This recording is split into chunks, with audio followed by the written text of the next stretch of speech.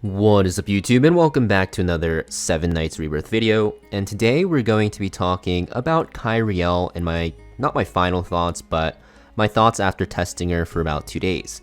Now I did want to show some clips. You can see I'm background battling right now in Arena, but Kagura is currently bugged, and I used Kagura on my team with her. I guess one of my teams I tested with her, which is currently running. And if I enter, it's going to crash my game. And it's done that for the past hour now. So just going to tell you guys what I've experienced. I've tested her in mostly PvP. For PvE content, she's not going to be the best option. So if you're looking for a PvE character, right away she's okay, but a side grade at most. And you're going to see for PvP, that is kind of the story of her life. She is just a side grade character, which we'll talk about more in depth. But the thing with Kyrielle is that, if we look at her kit here, I'll actually look at my Kyrielle because it'll show you the skill enhances and what it actually does. I do have her T6. If you guys watched my last summoning video, I got very lucky with her, and it kind of makes up for me getting very unlucky on the Kyle banner where I had to go like 800 summons to get him to T6. But Kyrielle as a character is very interesting, right? She has Guts, damage nullification, speed-based attack boost, right? Very similar to something like Colt's passive, but instead of this camouflage, she actually has this magic damage boost, which is going to be good for magic teams. Now, she also has this T6 effect, which gives her crowd control immunity for 3 turns. This is going to be comparable to the camouflage that Colt gets, which makes her basically immune to CC as well. Now, this is going to be a very, very important part of her kit for PvP.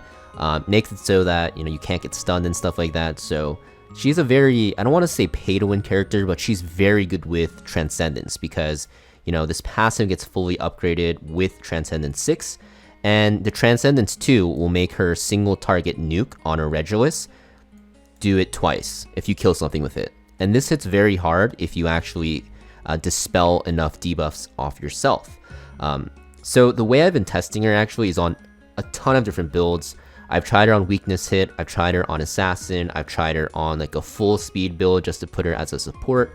I've tried her in a platin team comp, I've tried her in a full magic team comp with Mercure and Yanhee and Jury and stuff like that. I've even tried her in a hybrid physical magic comp, and I know it's still early on into testing, and I will showcase her in PvP and PvE in separate videos. But I wanted to make this video because most people are holding off on their summons, waiting for people to tell them if she's worth it after testing.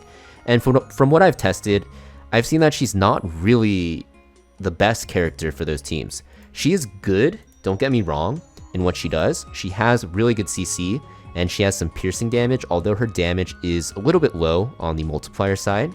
But in terms of if she can replace characters in those teams, not really. The reason why she is hard to use is because let's look at the physical hybrid team, for example. You're going to run Kyle, you're going to run Kagura, and then you're going to run another physical character, usually like Fi or Colt, usually are the 2 most common ones. So those are the 3 attack characters you have to run to activate Kyle's passive.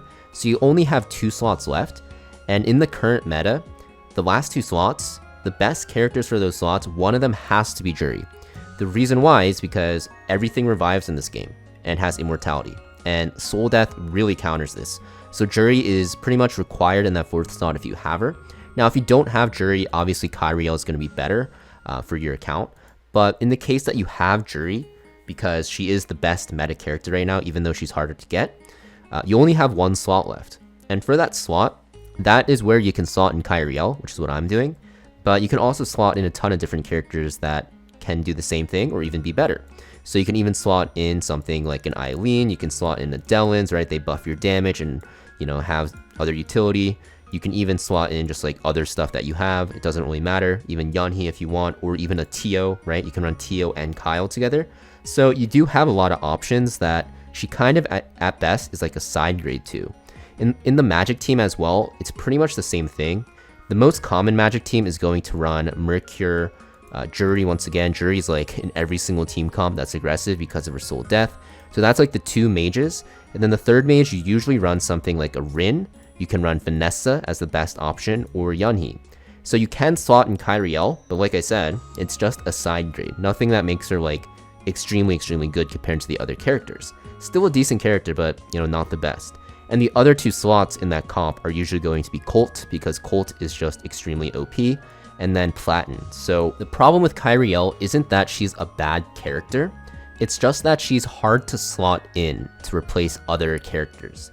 And on top of that, if you do want to slot her in, you kind of really want her T6 for this crowd control immunity. Because the best part about this immunity is that you don't have to queue up her skills. It's like the same thing with Colt.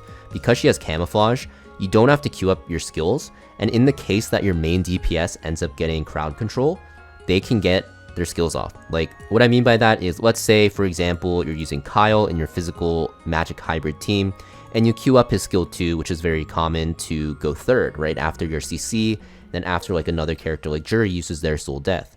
Well, in the case that your Kyle gets CC'd by the enemy Kagura, or the enemy like Mercure, stuff like that, then your Kyrielle can actually have a chance to use one of her skills, which are all very, very good. So that's like the best benefit of having a character like this in your comp, and you really need T6 to actually make it work. And the thing about her is, because her passive's a magic damage boost, in the hybrid teams, she feels kind of wasted a lot of the times, so you kind of want to play her in the magic teams, but in the magic teams, I've said this in so many videos, a lot of the magic characters are just really strong, so you can use her, but like, you don't have to use her. So in terms of like pulling her, I don't really feel like she's a must invest into heavily. I think having her at T0 is fine, but for the most part, from what I feel, especially for regular arena, you either just want her at T0 and just kind of use her if you want, or T6 her. Now I will say I haven't tested her in Guild Wars yet because it hasn't released, and I probably will, showcase her in a Guild Wars video in the future, but she does seem very good in Guild Wars because, something like this, very similar to Dellin's, is very powerful, right? You can use it twice. The only thing is, you have to be careful when you're fighting against those revive teams, right? I really thought that this would be a character that would have something to counter revives. I think we do need another character besides Jury to counter revive spammers, and Kyrielle doesn't really do that, because you end up killing something with Regulus, and then it revives, and then you can accidentally go into it again, or you can go into another character that revives. And like a very common defense team, actually a lot of defense team, just spam revives, immortalities, guts, and stuff like that. Guts really screws up Regulus too, by the way, so anything on Guts ring just kind of takes no damage, or I guess doesn't take damage, but they live, so there's a lot of stuff that is really annoying. So in terms of if she's worth going for, I think you definitely want one copy of like every character that comes out if you can, because it's pretty cheap to go for in terms of investment. It's like 20k rubies every 3 weeks, which isn't that bad. But in terms of going hard on her banner, I would just not do that. I kind of regret T6ing her, but I will be testing her more. Maybe there's like a secret team comp that makes her so strong, but for now, I would say don't go ham on her banner. Because I did, and I've been testing her, and I have to say, compared to like a Tio T6 or Kyle T6, even like a Kagura T6, which I have, so the last 3 like big banners, she out of the 4 banners total, like these 4, she definitely feels the most lackluster. And if you are a low spender, if you're free to play, you want to save your rubies to go ham on the really OP banners like Kyle. So this is like a good resting period. I think you can just get her to T0 and she'll be fine. But like I said, I'll be testing her more. You'll see how she is. In terms of best build, still testing, so I will be talking about how to build her in a future video. But yeah, thank you for watching, guys. Just wanted to put this video out there for the people waiting to pull on her banner for more copies. As always, make sure you guys hit that like and subscribe to see more 7 Nights content, and I'll see you guys next time.